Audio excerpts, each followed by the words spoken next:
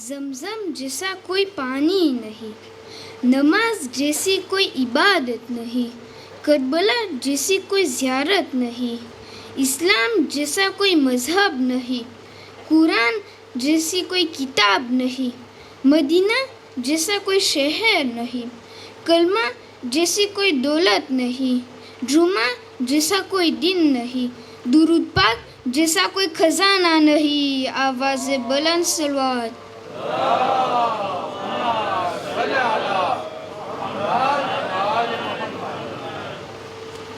औज़ु बिल्लाहि मिनश शैतानिर रजीम।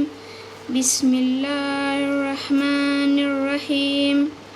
अल्हम्दुलिल्लाहि रब्बिल आलमीन वस्सलातु वस्सलामु अला सय्यिदिल अंबिया वल मुरसलीन कत्तमिन नबी नबिल कासिम मुस्तफ़ा मोहम्मद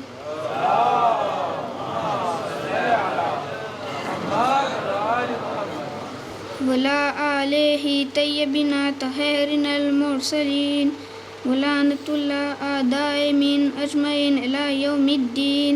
अम्मा बाद फ़क़द क़ाला रसूलुल्लाह इन्ना फ़अदाला मिज़ानुल्लाह सुब्हानल्लाहु अल्लज़ी वज़ाहु फ़िल कल्क़ि व नस्बहु लिअक़मतिल हक़ फ़ला तुकल्लिफ़हु फ़ी मिज़ानिही वला तुअर्रिज़हु फ़ी सुल्तानिही सलवात।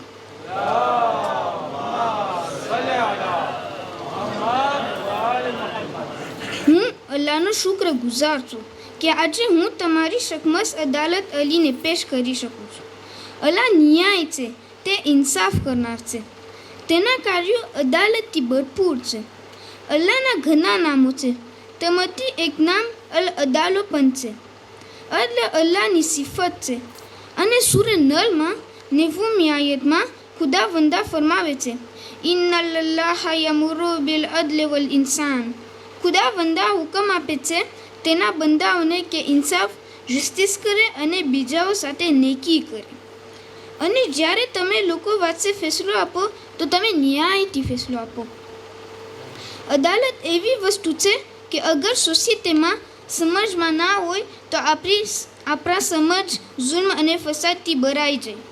અલ્લાહ તાલા નબીઓને મોકલવાનું એક હતું સમજાવતા ફરમાવે છે, રસૂલોને દલીલોને સાથે મોકલ્યા અને તેઓની સાથે કિતાબ અને મિઝાન નાઝિલ કર્યા કે જેથી લોકો ન્યાયથી વર્તન કરે. સલવાત.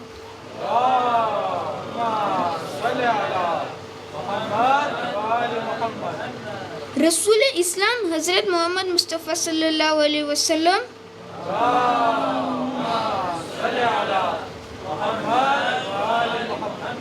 ફરમાવે છે, અદાલત બેશક અલ્લાહ સુબ્હાનલ્લાહુ વ તઆલાનો મિઝાન છે, યાની બાલાન્સ છે, અને પોતે તે મિઝાનને તેમની મખલુકના વાસમાં ગયરો છે જેથી કરીને હક બરપા થાય.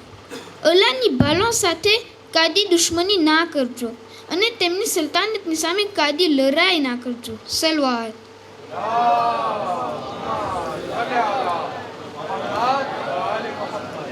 मोमिनो जाने ना दो दिल से मोहब्बत अली की. मोमिनो जाने ना दो दिल से मोहब्बत अली की, काम आएगी रोज़े जज़ा तुम्हें ये उल्फत अली की. जुल्म तो बहुत था उस ज़माने में मगर, जुल्म तो बहुत था उस ज़माने में मगर, मजलूम की ये ताकत थी अदालत अली की. आवाज़ बुलंद सलवात.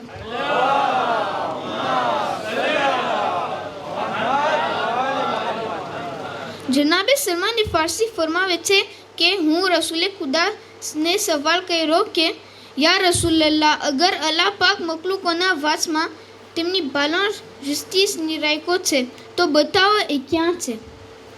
એક વખતે અલ્લાહના રસૂલે ઇશારો કરીને ફરમાવે છે, અઝામિઝુલ્લાહ, યને છે અલ્લાહ ની જસ્ટિસ ની બાલાન્સ, અને તે ઇશારો મૌલા અલીની તરફ હતો. આવાઝ બલંદ સલવાત.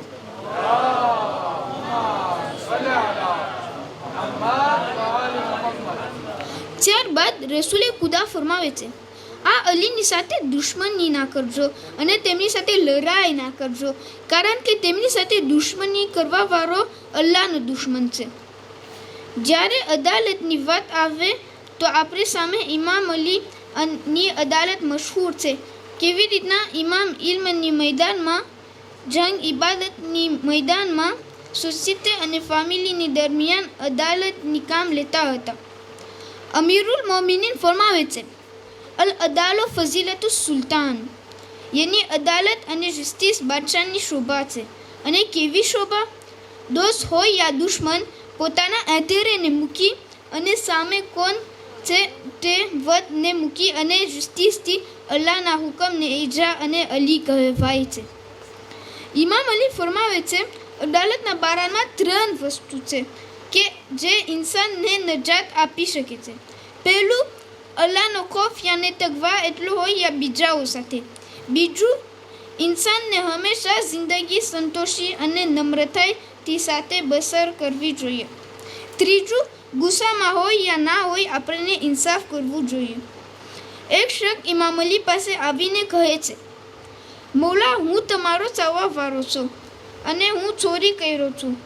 મૌલા, ચાહું છું કે તમે મારા ઉપર સજા જારી કરો. મૌલા સવાલ કરે છે કે બતાવો, મજબૂરીમાં કર્યો હતો? જવાબ આપે છે કે ના, મજબૂરી નથી.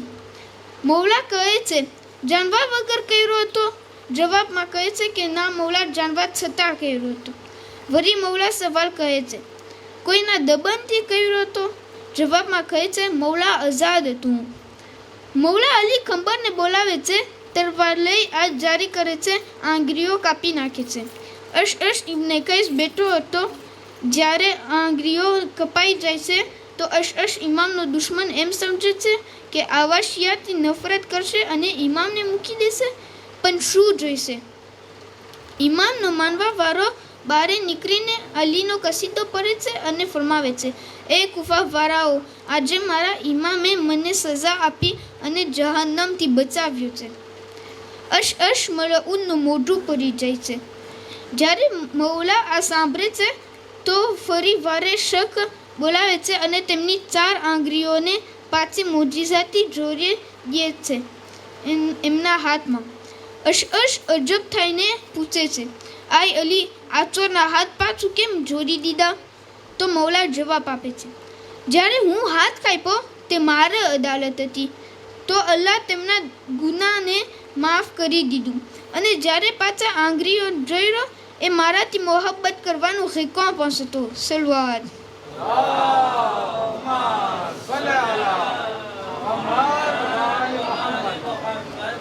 આપણને આ મજાલિસ સાંભળીને શું દર્શાવવાનું છે?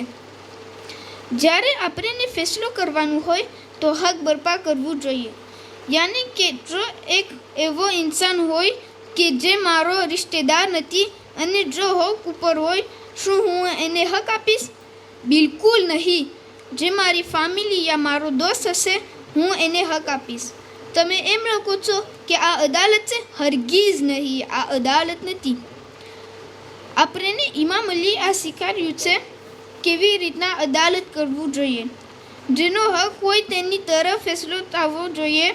આપણને જોવું ના જોઈએ કે આ મારો રિશ્તેદાર છે યા મારો દુશ્મન છે. આ મૌલા અલીની ફઝીલતોને જોઈ આ શકવાનો હસદ હતો કે અલીની ઔલાદને શહીદ કરવામાં આવ્યું.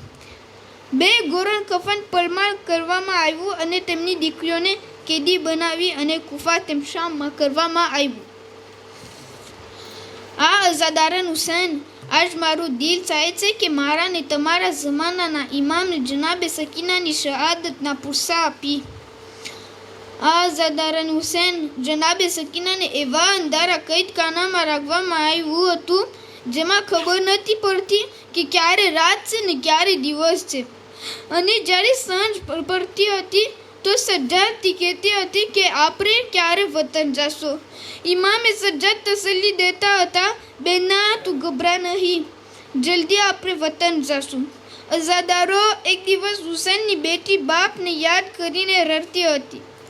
જ્યારે યઝીદને ખબર મળી કે હુસૈનની લાડલી બાપને યાદ કરીને રડી રહી છે તો એક બહાર યઝીદ હુકમ કરે છે કે એના બાપના કપાયેલા સરને કૈદમાં મોકલાવી દો. એક મર્તબા સર આવે છે. સકીના બાપના સરથી લીપટી જાય છે અને ફરિયાદ કરે છે, બાબા તમે મને મૂકીને ક્યાં ચાલ્યા ગયા? બાબા જો તે મારા કાનમાંથી લોહી નીકળી રહ્યું છે. અય બાબા તમે જે એરિંગ પહેરાવા ઈસી મેં તમાચા મારીને છીનવી લીધા છે. એક મર્તબા રોતી રોતી સકીના ખામોશ થઈ ગઈ. એક વખત જનાબે રૂબાબ સકીનાને ઉતારવા જાય છે તો જોયે છે કે સકીના માને મૂકીને બાપ ચાલ્યા ગયા છે. ઇન્ના લિલ્લાહિ વ ઇન્ના ઇલૈહિ રાજીઉન.